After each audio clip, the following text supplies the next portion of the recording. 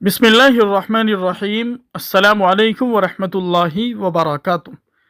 मोहतरम सामिऊन किराम, आज की इस वीडियो में हम आपको बताने वाले हैं सबसे बड़ी बीमारी क्या है। All India Muslim personal law board के सदर हज़रत मौलाना खालिद सैफुल्लाह रहमानी दामत बरकातुहुम का पैगाम उम्मत मुस्लिमा के नाम। बीमारियां बहुत सी हैं, बाज़ ऐसी तकलीफ़ देह हैं कि मरीज़ को देख कर रहम आने लगता है और बाज़ औक़ात ख़याल आता है कि शायद मौत इसके लिए आफ़ियत का बाइस हो।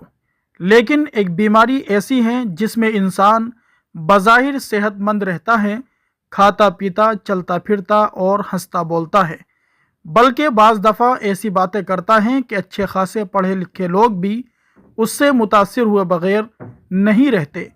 लेकिन ये बीमारी गोया उसको इंसानियत के दर्जे से गिरा देती है। लोग उससे डरने लगते हैं। जो उसकी बीमारी से वाकिफ़ हो वो उससे बचकर रहना चाहता है, क्योंकि वो अक्ल शऊर और क़ुव्वत फ़ैसला से महरूम रहता है। वो कब क्या कहें और क्या करे इसका अंदाज़ा नहीं लगाया जा सकता। न उसका रोना किसी माकूल वजह से होता है और न उसका हंसना। ये बीमारी है जुनून और पागलपन की।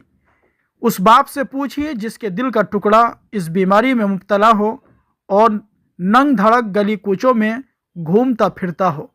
अगर कोई शख्स उनसे ये सौदा करे कि तुम अपनी जायदाद हमें दे दो, हम इसके बदले में तुम्हारे बेटे को सेहतमंद कर देंगे और उसका जहनी तवाज़ुन दुरुस्त हो जाएगा, तो ये सौदा भी उसे सस्ता महसूस होगा। जैसे इंसान जिस्मानी बीमारियों से दो चार होता है, वैसे ही रूहानी बीमारियां भी उसके साथ लगी हुई है। फिस्क व फजूर एक बीमारी है, बिदअत एक बीमारी है, बदअखलाक़ी और बदअतवारी एक बीमारी है, शरई वाजिबात से गफलत एक बीमारी है, अहले हक़ के हक़ अदा न करना एक बीमारी है।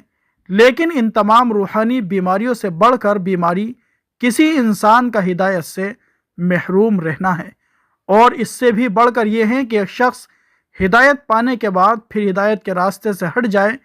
जैसे पैदाइशी नाबीना होने से ज़्यादा तकलीफ़ दे ये हैं कि जो शख्स पहले बीना था वो नाबीना हो जाए। ऐसे ही उस शख्स की महरूमी बढ़ी हुई है जो पहले हिदायत याफ्ता था और अब हिदायत के रास्ते से हट गया। जो दामन इस्लाम में आने के बाद मुर्तद हो गया, उस शख्स की बीमारी जुनून और पागलपन की है। जैसे पागल दुनियावी ज़िंदगी से मुताल्लिक़ शऊर से महरूम होता है, इसी तरह ईमान से महरूम शख्स आखिरत के शऊर से महरूम होता है।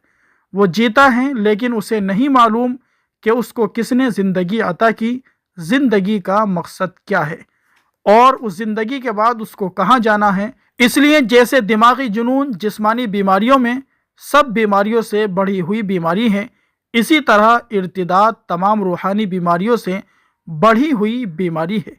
मोहतरम सामिऊन किराम, आज के हिंदुस्तान के हालात नागुफ्ता भी हैं और मुल्क हिंदुस्तान के अंदर इर्तिदाद की लहर दौड़ी हुई है।